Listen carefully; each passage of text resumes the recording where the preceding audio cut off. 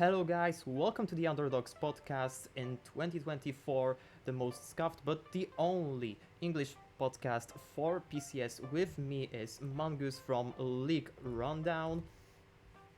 And he is, Hello, it is.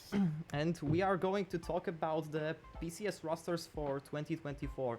Most of them already are either some rumored or already officially confirmed by the teams, apart from two PCL teams which haven't been announced yet, and we will have to wait in general in terms of what happened to them because we do not really know. So let's jump right into it. We are going to begin with PSG Talon. They didn't change much. There's Aje, Junjia, Maple, Hongshu on bench, Betty and Woody, with the only change being Betty for Wacko. Betty coming down from BYG, the MVP of last split, and well, definitely deserving of that title. I had my own player for this one, but you cannot really contest that Betty was one of the best players and the best ADC for in the league. Yeah, I think what Betty was able to do on his team last year with so little resources was really, really impressive. And then when we saw Wako on this team, he was able to just take the advantages that PSG was getting and transfer them into being a late game monster. So I think it'll be really exciting to see Betty have support at all stages of the game instead of having to be that single carry throughout the entire thing. Yeah, and in general, I think that this was a good move from PSG because, in my opinion, Wako probably had his worst split pretty much since the beginning of the PCS this summer, and he was basically not.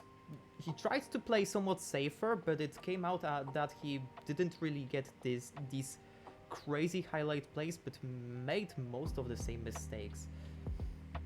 Apart from that, we also have Woody still on the roster. We had somewhat big rumors about Xiao Xi possibly getting into the spot, but he decided to go to China, and Woody, being the strong support that he is, he didn't really show that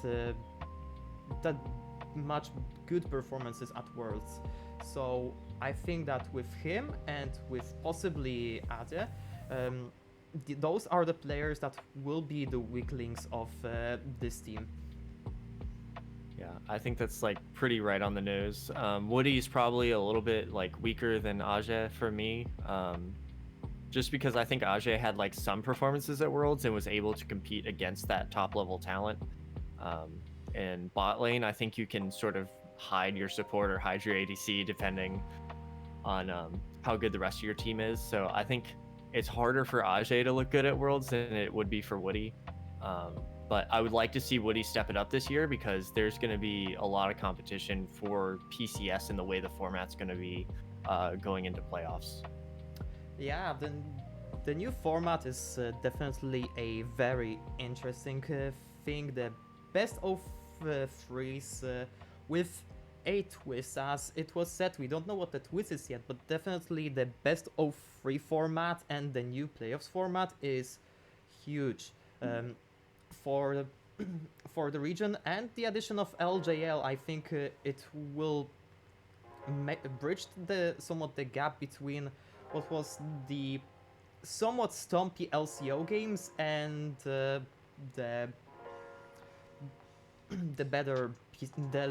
lower tier PCS teams. Yeah, I think playoffs is going to be really interesting, especially with the addition of LJL, just because I think LJL has been stronger than LCO. And the Oceania region is losing some of its players as well, trying to go over to Europe and join the EU Masters, which has been like really sad to see. A lot of the players who have been there for a while eventually just giving up on the region just because they have no chance of making it back to Worlds.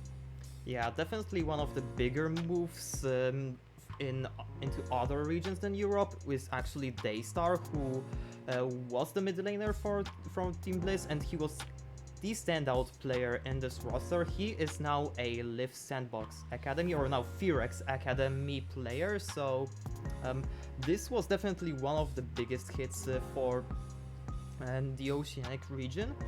But I think that just the top 2, top 3 teams in AJL will actually give us those more entertaining matches versus the Oceanic teams, and I hope that we will see some absolutely messy but enjoyable games out of these regions. Yeah, it's going to be really exciting with the addition of LJL, and I believe Evie is going back to LJL as well. I think he went to SoftBank Hawks. That sounds right. Yeah. But he's exciting. I'm excited to get to watch him play in the PCS playoffs. I think that's like a super exciting thing for me, is getting to see those LJL players, Utapon, Steel, Evie, seeing them come back into sort of a more competitive stage, because the LJL playoffs have sort of been like really, really top heavy with the top 2 teams. So I think it'll be interesting to see them mixed in with the PCS. Yeah, and we will see whether DFM will actually break through some of these PCS teams as well. They have shown some quality previously, back when they had Evie and Korean mid laners. They managed to slip off that game against RNG, but without that super team status, I'm afraid that there may be some issues if they flip the bad coin. Yeah, for sure. Right. So, coming back to other teams, we have J-Team. J-Team has made big changes this season. They have introduced Hanabi, Kongyue, and Wako into the roster. Kongyue coming back from his time in BYG. The team bids farewell to a lot of players. Driver, Renia, who has been loaned to them, but he didn't really see any games. Lava, which was the most improved player last season, which was who may be teamless in the next split, and also the Bruce and Whale, the 2 AD carries, which well, I think Bruce was the weakest link of the team, and seeing him being replaced by Wako definitely motivates me to actually watch this team again, because this roster, if you look at the face value, at least from their history, this is actually a full-fledged super team that some fans are actually overlooking a little bit. Yeah, I think the addition of Wako and with Minji is like really going to be really, really strong. I think Minji is kind of a player that got looked over a lot, even though he kept having super performances throughout PCS last year and was the points MVP by the end. So I think what he did was super, super impressive. The loss of Driver is going to be really, really sad for the team in terms of just the fan interaction. I think the fans had a lot of fun having him on the team. But I think when you add pieces like Wako and Hanabi, I think you're going to get that fan base right back. So I think as long as this team is feeling it and like is pushing the tempo, I think they're going to have a really, really good time. But it's also really hard to say when there's potentially 4 really top teams in the PCS coming into next year. Yeah, definitely. And overall, J-Team really seemed to have it even last split. In the end of the regular season, they actually managed to beat PSG Talon as one of the 2 teams to only do so, and the only one to do this at the second round robin, right at the end of the regular split. And then when it came to playoffs, they essentially collapsed. Driver wasn't looking as well in the beginning matches, but I think he kind of picked it up in the end. But the weakest performance actually, I think, was both Lauva and Menji. Yeah, I think the playoffs was not super good for them. It was just like I feel like they got put against two of the teams that were just like firing on all cylinders right into playoffs, and unfortunately they had a bit of a downward slope right into playoffs, which could have been due to some changes in the meta. I know there was a little bit of Yeah, things getting thrown thrown a curveball with LCO coming in and bringing in a new playstyle and a new grouping of champions that everyone just kind of had to adapt to. But all in all, I think this is a like really good change for them, as long as their top performers can keep performing when it comes time for playoffs. yeah, and you definitely nailed it on the head when it comes to the meta adaptation because, well, one of the biggest problems for J Team that playoffs was the fact that Bruce just simply didn't play Kaisa at all, and this was a champion that they had to ban out both sides, which I think made them struggle really hard to give the certain picks that they would have liked to. So yeah, there was definitely the struggles with meta, and the irony of Menji, who last year in 2022 he was actually like somewhat lackluster in the regular season, then actually smurfed in the playoffs, and this year it was the complete opposite. And in terms of champion pool, it was pretty much the same thing. Like last in 2022, he was the player that was playing the assassins, the more melee style champions, and this time it was really the champions like Azir, in which the Azir, the Tristana, and the Chases kind of, in which he popped off. So it will be definitely interesting to see how Menji goes into the season, because in my opinion, he is going to be still the top two mid laner in the league.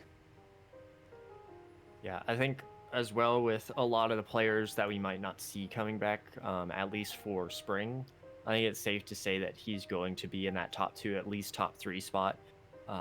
If certain players like Mission and Jimmy don't come back for at least spring split, I know we'll see them in summer when teams are looking to make a change, make Yeah. that push for Worlds. But until then, I think it's going to be him and probably Maple. And then depending on Gory's form, we'll have to see what he's looking like coming back from NA, because I know he did not have the greatest showing that I think a lot of people wanted him to have, which was really sad for him performing on a big stage like that, because I think that can really influence your career. So I hope he comes back to the PCS and is firing on all cylinders, but if he's not, Minji could easily take that second spot. Yeah, and the last player I wanted to talk about when it comes to J-Team is Hanabi, who has pretty much went on a downward spiral throughout these 2 years.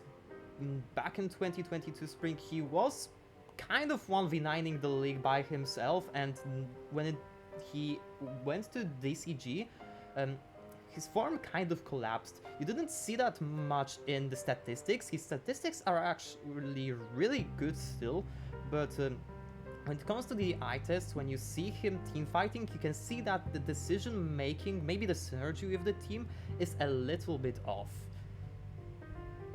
And I think he also just like got put up against much tougher talent in the top lane in the past few years. We had Solo Kill come over and join us on loan from EDG Academy, who was an absolute monster last year.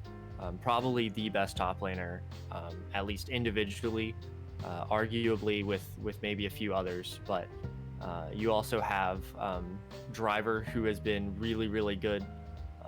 Then you have Ajay, who in PCS at least looked really good. So Yeah. the top lane pool has gotten a lot stronger since Hanabi was kind of running the league. And I think if you're not getting those advantages in lane, then it becomes harder to just kind of roll through and stomp a game. So I would like to see him become stronger in that laning phase, and then we'll see that translate to the rest of the Rift. Yeah, I definitely agree on the top lane pool point. You've mentioned all of these top laners, but even when it comes to that bottom 5 players, you had Taco really step up. You've had Relia actually performing really well once he got to Taiwan. And those players are staying in the league, so in terms of that, the only one who really dropped off was Soulkill, and I don't think this is going to be enough for Hanabi to just start dominating by itself. This is really a moment for him to try and innovate and actually step up to his role, because otherwise we might actually just start treating him as a mid-tier top laner at this point. So yeah, and it would be really, really sad to see, because he had like his debut on, I believe it was on Flash Wolves back in the day, and then once you're like on a team of that caliber, anytime you go and play on any other team that's not really the top in your region, it's really hard to be the one trying to kind of push the game and push it and get back to that top 1 status. So maybe he just feels like there's too much on his shoulders and wants to prove something, which I think this is definitely the team that he can do that on. Yeah. So going into the next team, we are going to jump into CBTC Flying Oyster, the super team of players that have come back to League. We have Rest, Karsa, Gory, Shun, and Swordart. Karsa, Gory, and Swordart joining the CTBC Flying Oyster team, while Gemini, Jimmy, and Statry and Xiaoxi leave. And this is the team that everyone is hyped about. The enthusiasm of just Flash Wolves members coming back into the fold, into Taiwan, makes so many people hyped for this. And with these guys coming in, I think that the pool really starts to thicken. And well, I have some opinions that may be a little bit controversial about this roster, but I think that they definitely can be contender to that next title up in spring. It really depends on the form that the players that are coming back to the PCS bring. Sword Art, we've seen a huge downward slope since his time on Flash Wolves and his time on Suning. When he came to North America, he just sort of, everything went off the rails. He was trying to play a style that North America didn't want to play and just did not work out. Then he went back to LPL and it just didn't work there either. He just had too much conflicting ways of playing, and we'll see if the same thing happens with Karsa. Karsa with the LPL, a lot more similar to the PCS than NA, but it might still just be an over-aggression issue. So we're gonna have to see if Gory can play that aggressive style that I know Karsa and Sword Art are gonna want to play. So if Gory can support that, I think this team is going to do really, really well. But there might be some growing pains at first in terms of Gory actually being able to be on the same page as Karsa and Sword Art. Yeah, I think that definitely Gory is the question mark of the team, because, well, we've seen him constantly really smurf in the regular seasons, in the PCS and in NA, and then just not pushing it enough to actually secure a title. In terms of NA, he did lose to, I think, what was NRG in the lower bracket. I actually do not remember that, but they managed to get the spot at Worlds, and later at Worlds they lost to BDS Gaming, which very little people actually anticipated when it comes to the overall fan base. And back in PCS, well, he was dominating the regular season. His Silas, his Ari, his Azir were terrorizing the league, pretty much being banned out at the second round robin. But then, when the champions started to get banned out, he really just dropped a level in terms of his performance, and this is what I fear for Gory for the next split. He really seems like a meta-dependent player, and whether that meta hits or not is a big question mark, considering the new items in the new Rift. Yeah, I think the meta is going to be very, very different. I think the landscape of what champions are going to be good are really going to just be what champions can use the best items the best. It's not really going to come down to which champions are particularly strong. I think it's going to start out at least with which items are really strong. At least that's how the PvE is looking all around the world. People are just playing champions that abuse the items as opposed to champions that are strong with their numbers. So we'll see what Gory can do. I know he has a pretty good champ pool now, at least after coming to an A. I think it's expanded quite a bit in terms of being able to play some of the melee picks, some of the ranged AP picks, adding like Yone and Syndra into his pool. So I think his pool's gotten a little bit bigger, but it's also just, you never know what the meta is going to be, especially with a huge change like we're going to see with the items. The removal of mythics is going to be a really, really big thing.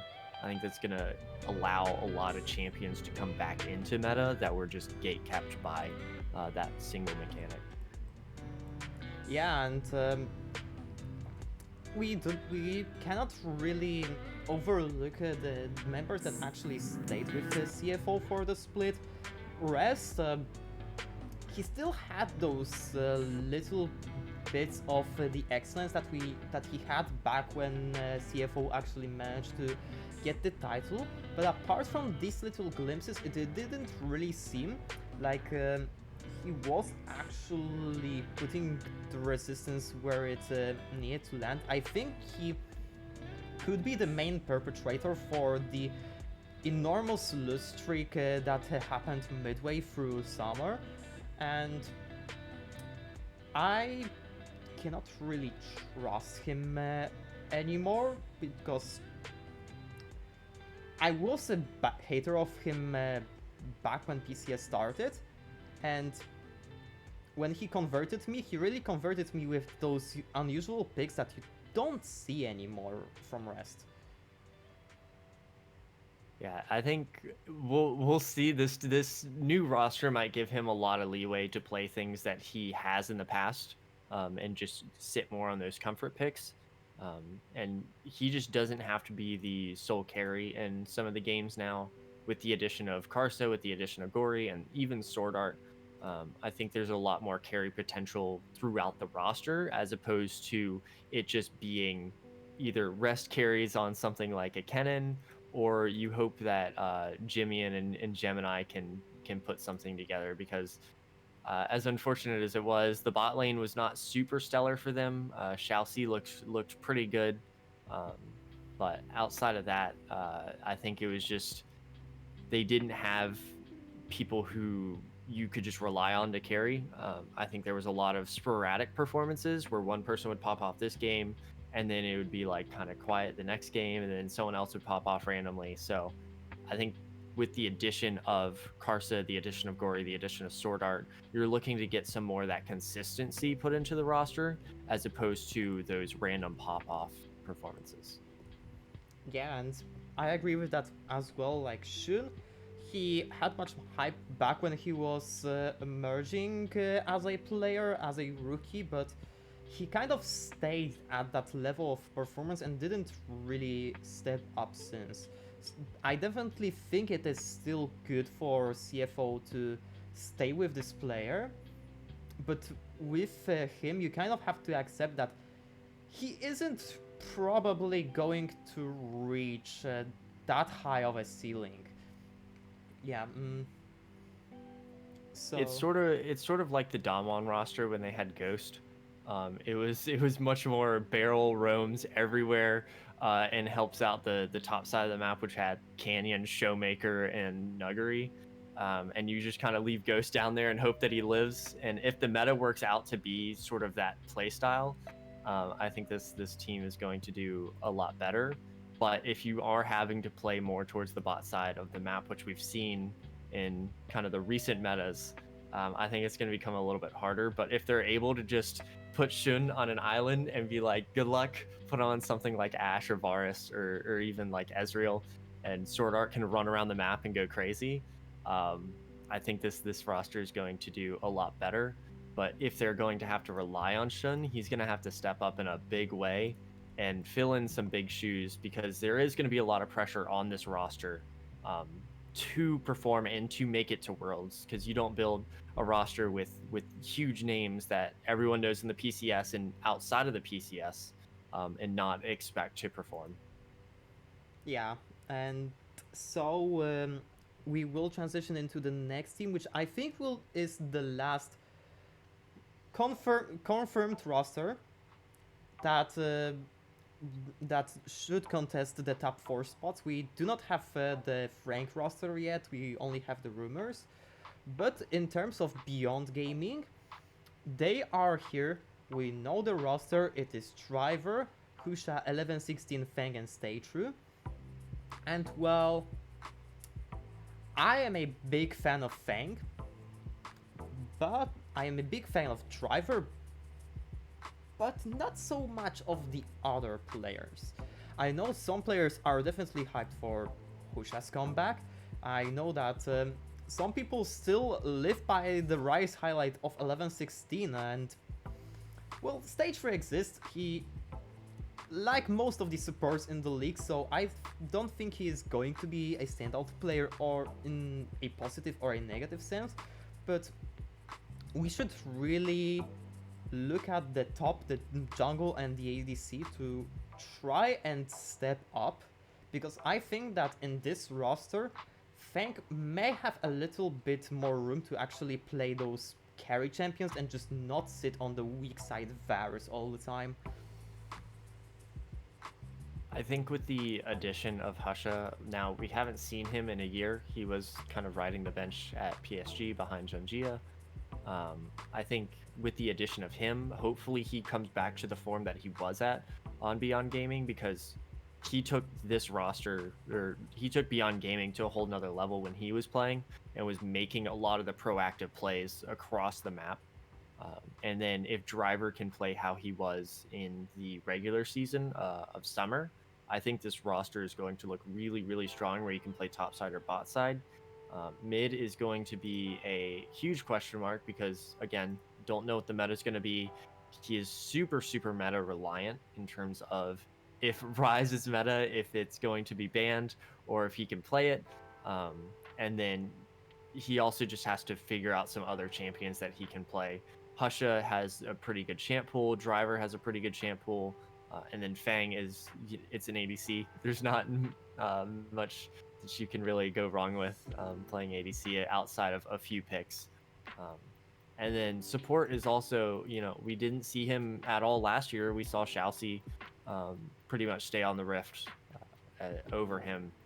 And I think the loss of Karis is going to really be felt in the bot lane. I think the duo of Fang and Karis, I think with a little bit of that veteran leadership down there, it allowed Fang to do a lot more. So I'm really interested to see this roster. I'm not going to say that it's going to be a top contender just yet. I want to see how some of those pieces fall into place, since we haven't really seen much play from at least 2 of these players in the past year. Yeah, apart from the part that Stage 3, actually, I think I just checked, so he played in spring. But yeah, I would definitely say that 1116 is a very weird player to talk about overall, because you do not really know what his champion pool is at times. Like, he used to have a great Jace when he came back to the league. Then he started just dropping games like very weirdly on the Jace. He dropped games on his Rise very weirdly. I think it was last spring or like 2 years ago. And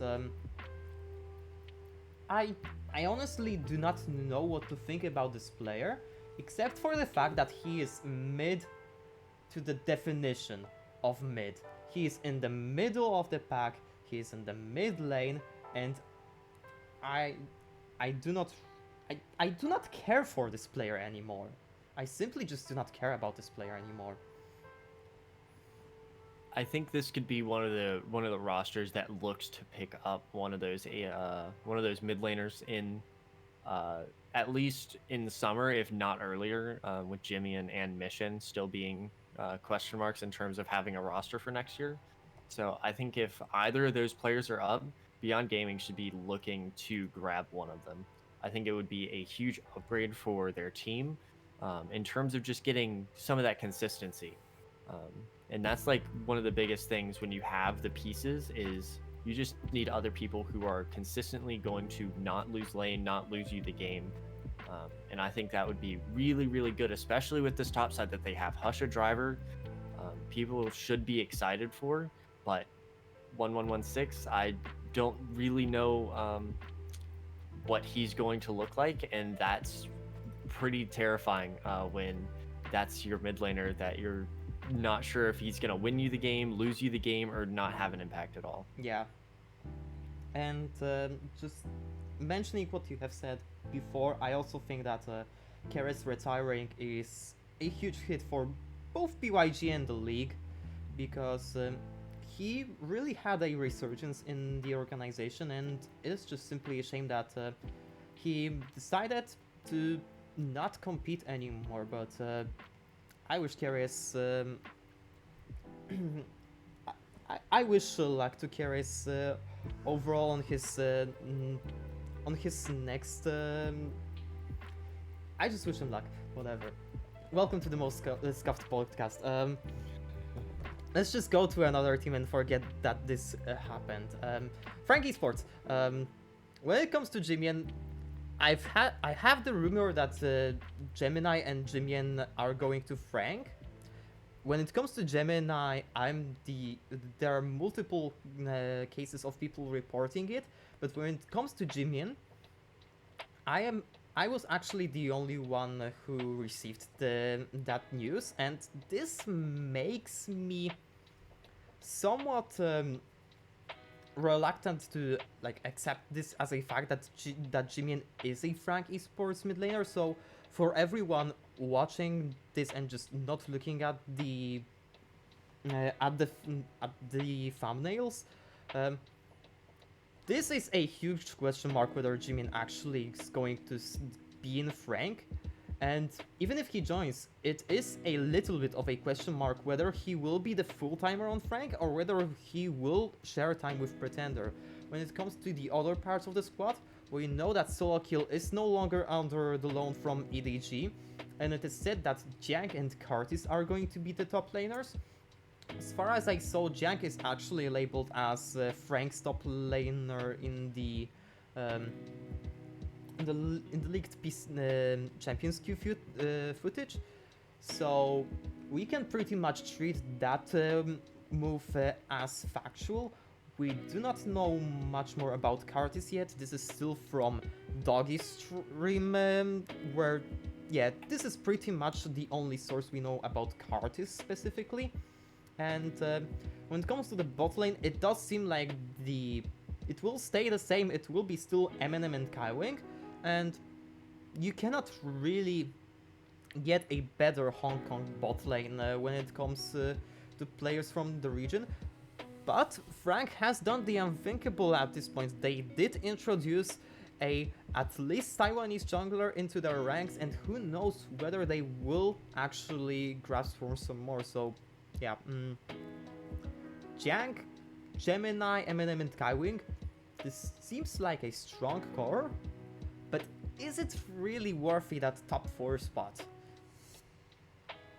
I think this roster is one that I have a little bit more faith in terms of where I think they're going to land. But I think it's still really, really hard to say without knowing the strength of some of these players that are coming back, like Karsa, like Sword Art, like Husha. I think it's hard to gauge those. So if those players come back and they're not looking at the form that they were the last time they were playing in PCS, I think it's really easy for Frank to shoot up into that top 4, top 3 spot. But it's also, you're looking at the names, you're looking at the rosters, you're looking at the full pieces that people have put together, and for Frank, it's not coming together for me personally in terms of like Do I think this team is going to be good? Yes. Do I think they're going to be a contender for the league? Do I think they're going to be a contender for a world spot? Probably not. But they could also just surprise all of us, as they have done. And some of the other rosters could just completely fall apart. So I think that's sort of what this team is hoping for, is that some of those players that are coming back are not looking as good as they have. And well, we do have some question marks when it comes to these top laners as well.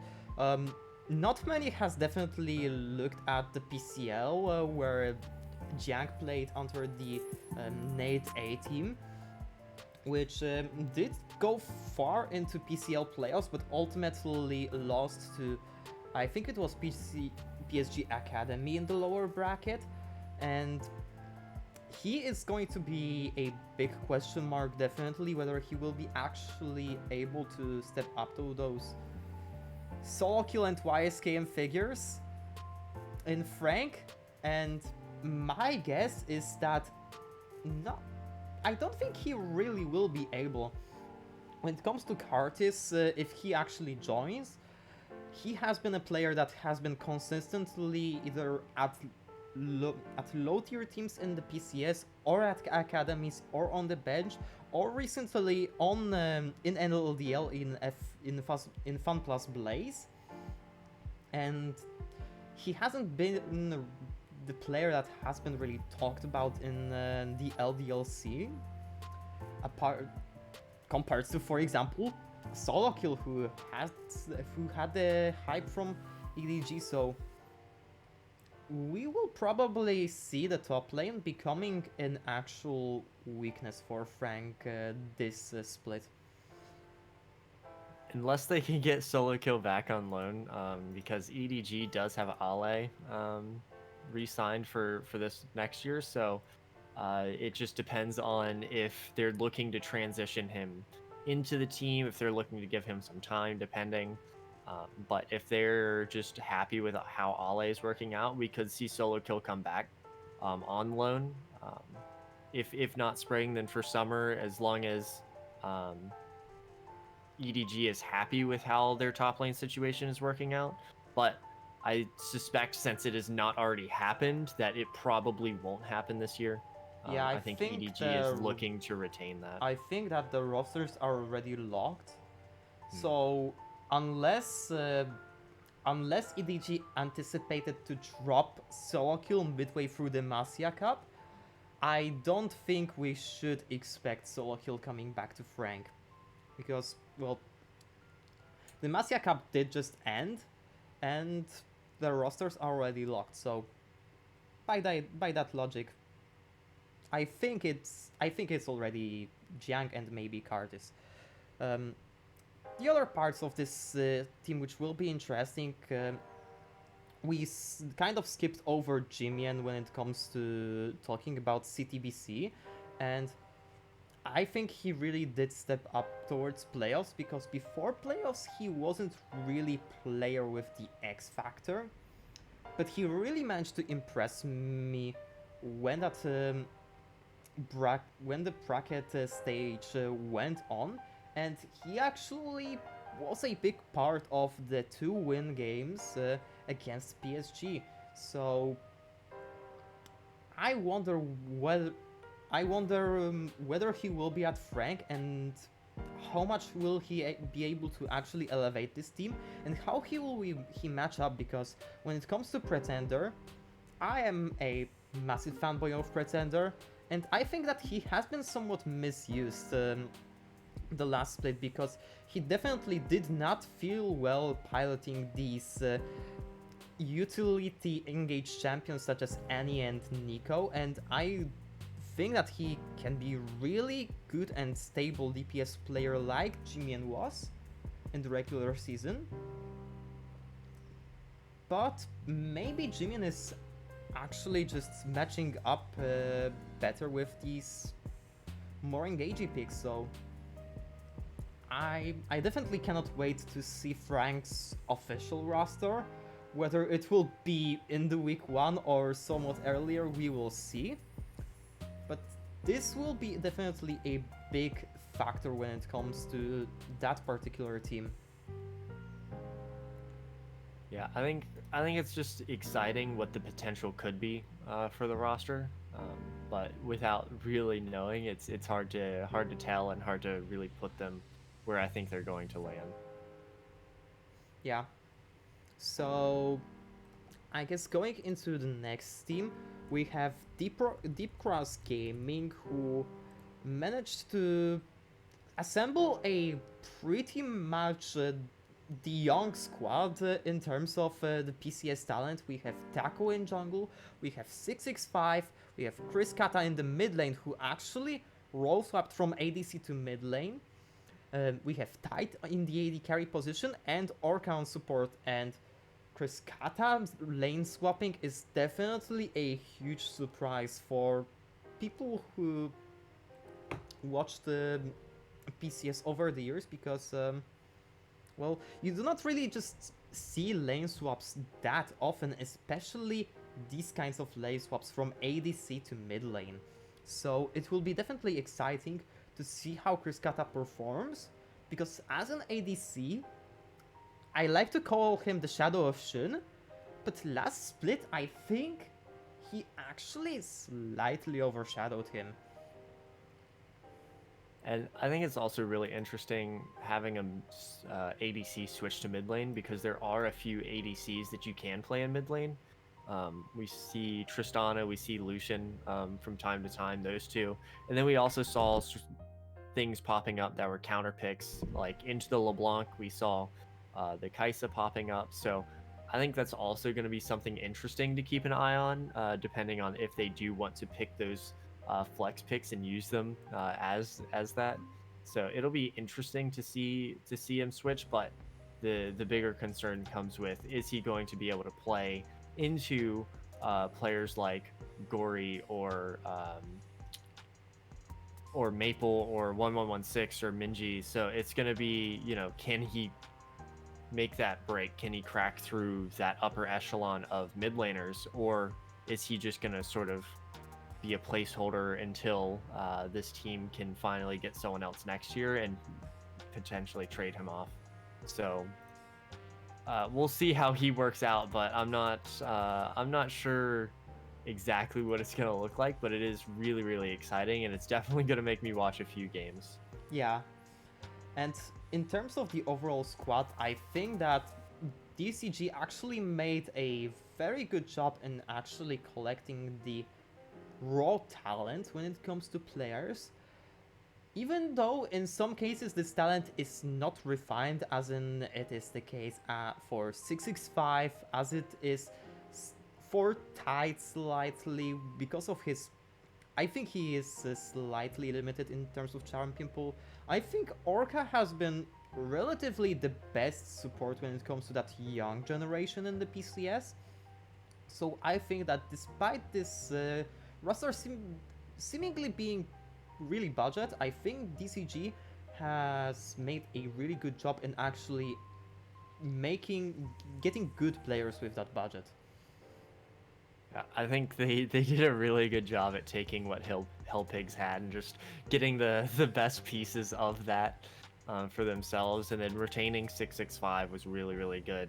And then I'm sure once they were able to get their hands on Tide, I'm sure there was a discussion about the switch to mid lane, just to keep that sort of talent pool.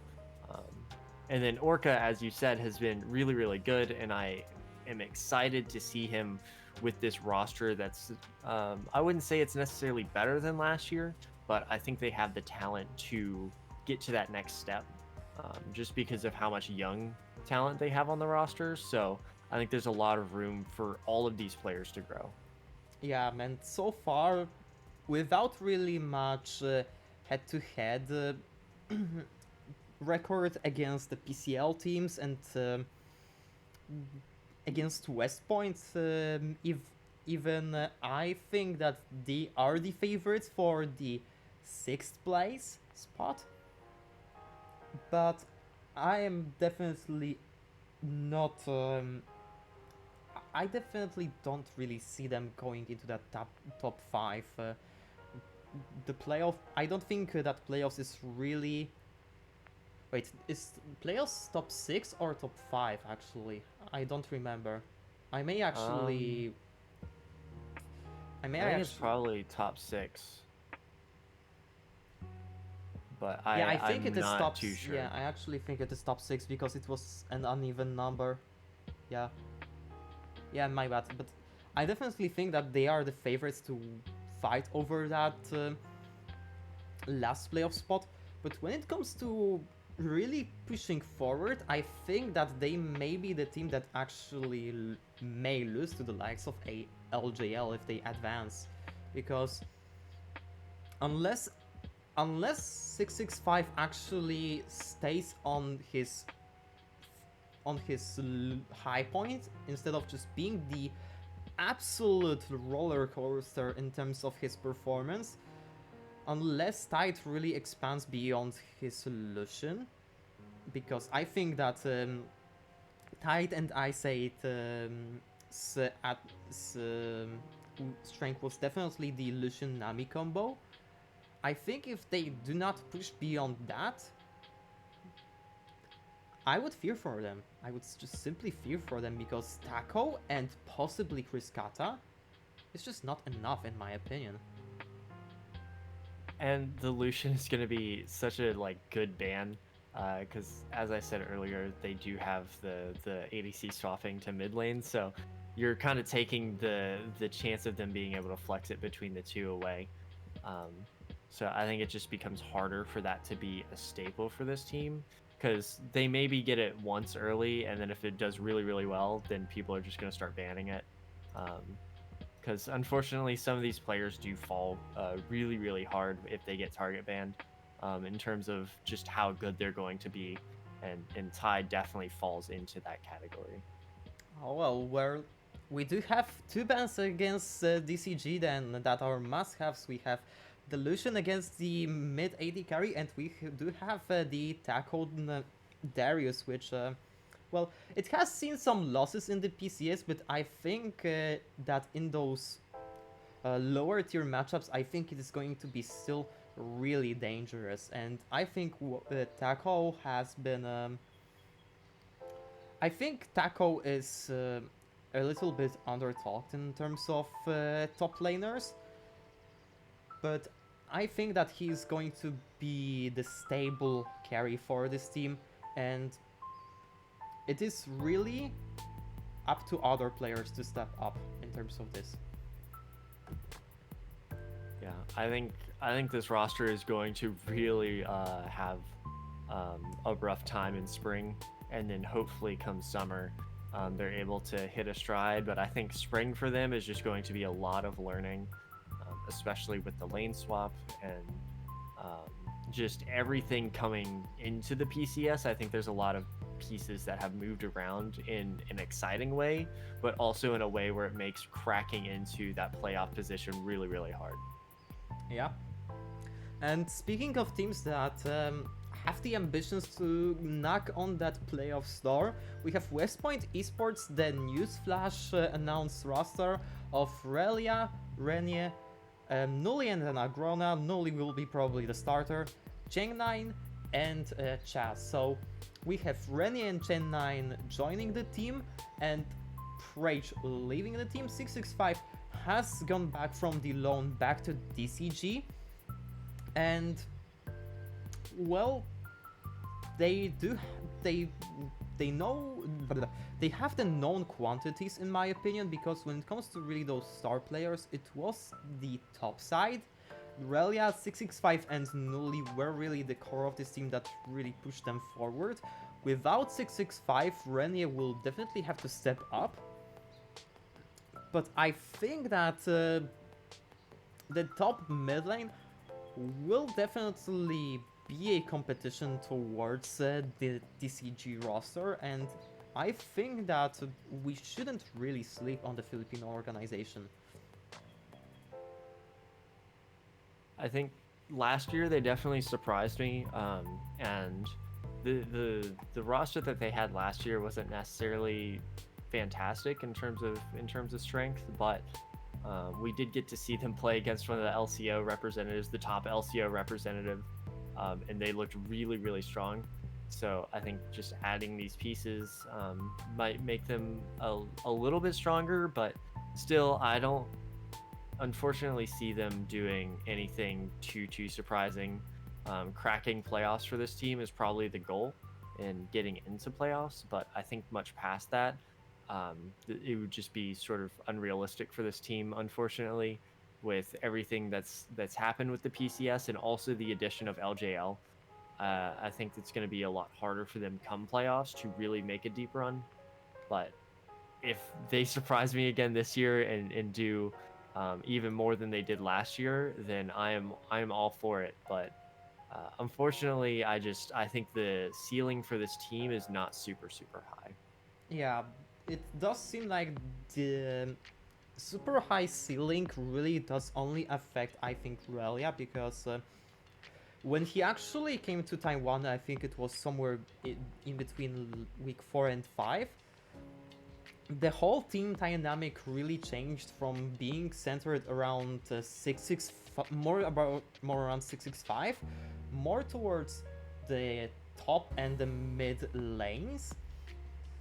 And I think that both Relia and Nuli had looked really surprisingly well in terms of that second half, but it was not enough to really secure them the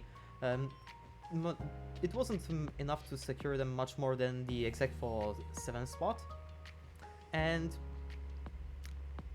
I think that with the addition of Renier and Cheng9, those are question marks, but it doesn't really seem like it is a step backwards or step forwards in a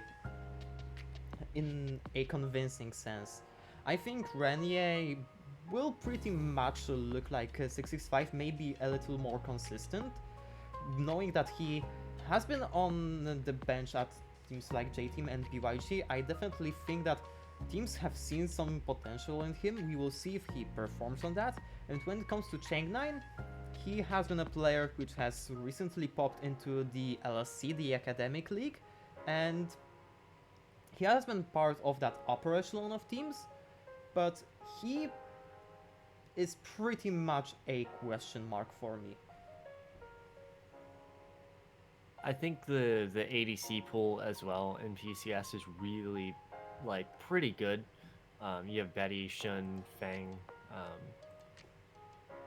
Eminem. So you have and Wako too. So you have a huge grouping of good ADCs within the PCS, and I think coming in, especially as a new player, I think it's going to be really hard to find your footing with the ADCs that are out there, with the bot lane duos that exist. I think it's going to be really hard to break into that playoff spot with a new ADC. But if he comes out and just stomps everyone, I'm sure it'll be a really fun story. But unfortunately, with some of the names that I listed, I don't see that happening with most of them. Yeah. So definitely good luck to the Filipino organization. We definitely would like to see the SEA representatives just be a little, just have that success, because I definitely think that this is what the region of Southeast Asia needs. Alongside with the recent Riot initiatives, I think that if they perform well, this may be the spark that actually ignites the new generation that with enough resources can actually produce many good talent. But we will just need to see if they actually manage to take that 6th spot. So transitioning into the next team, we will have the rumored Helpix roster. When it comes to the players we know, we have definitely Shengbai and God JJ. We did see on the Champions Q stream that their top laner is probably ICU. And the other names here in Kazma and Arding, these are the players that I've deduced from that same stream as well. Because coincidentally, if you look at these 5 players, these are the exact 5 players which were the roster of J-Gamers, the roster that has finished 4th in the PCL Open qualifier, losing to Nate A in the group stage 2-1 in the match of the second places, and well, just everything seems to match up when it comes to that roster. And when I say this, and when I compare it to the facts that we have, there can be many.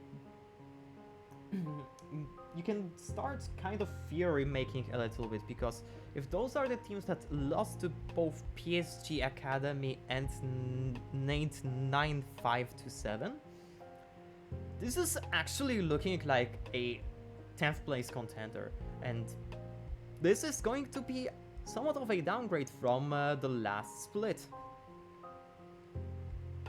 I definitely think that it will be a downgrade, but I think the idea with this team is not necessarily to be super competitive. I think they're just trying to put pieces together that people are really going to want to watch. Like we had last year with Godtone coming in, the Hellpigs roster was the most watched team in the PCS. Yep. Like when they played against PSG, it set records for viewership.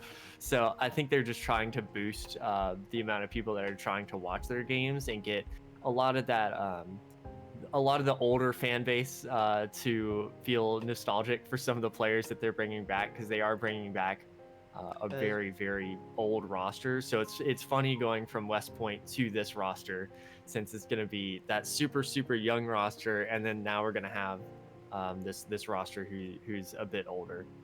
Yeah, GodJJ is a nickname that even I have heard about without really watching the league at that time period. But looking at this roster, well, I will just bring back the slide again. I did name them the Meme Dream Stream Team. I did mess up that reference. Don't mind me.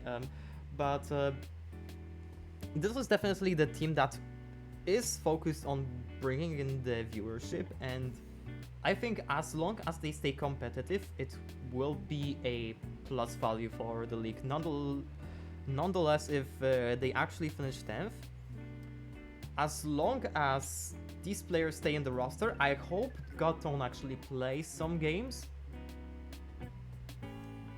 But yeah, we are definitely looking to laugh with the team, not laugh because they are bad. Yeah. I definitely think when Godtone played his first game last year, I couldn't stop like rewatching the game just because of how ridiculous it was, the things that he was trying to do and just failing to do. But as the year went on, he got much better. So I think that was sort of fun to watch him sort of come back into form. From the first game to the last game, there's a very, very clear difference. So I hope that's the case for a lot of these players that are coming back. I'm not necessarily expecting them to get there and look amazing, but I hope eventually that a lot of these players will be able to pick it back up. And I think if they can become competitive, I think it makes the region better, and it makes it a lot more exciting to watch. And I always think that the more people you have watching your region, the better. And I think if this team is good, it's just going to make even more people watch. So I really, really hope this team is good. Maybe not playoffs good, because I don't think that they're going to break into world spot or MSI spot, but I think it's really, really fun and exciting to have this team. And I'm very, very excited to see GodJJ back, and if Godtone plays, I would really, really love that. Yeah, seeing those two players will definitely be hype. And when it comes to other parts, I think Shenbai actually has a large following as well, but I'm not that much into the Taiwanese streaming culture. And the remaining players I haven't really heard about much. I didn't really hear much about them at all. Like, I definitely did first hear about them back when I was researching the Champions Q leagues, and I just connected the dots, and we will see how those players perform. We will see if Kazma even plays, whether he will be actually a sub or not, but it will be interesting to see how they perform in presumably the lower half of the bracket. So, segueing into the last topic, we are going to just mention the PCL teams. We are basically, when it comes to those teams, we basically know one thing for a fact. It is that Hongq will not play in the PCS because he is too young. But apart from this, we do not really know who is going to own the spot. We know that PSG Academy will not be the name. There will not be two PSG teams in the PCS. This was explicitly mentioned by Sean Zhang in his 2024 video. And when it comes to 995 to 8 to 7, they have been looking for a sponsor, and we simply do not know whether they managed to get that sponsor. So I think it's we either need to look for Doggo saying some more stuff on his stream, or for the first week to really see what the rosters really are, because we have seen some of these players. We have seen Weije on Impunity, we have seen Alex on multiple rosters, we have seen Wen, we have seen Isera way back in the day, and TNS was a BYG sub at one moment. So those are the names that we've seen.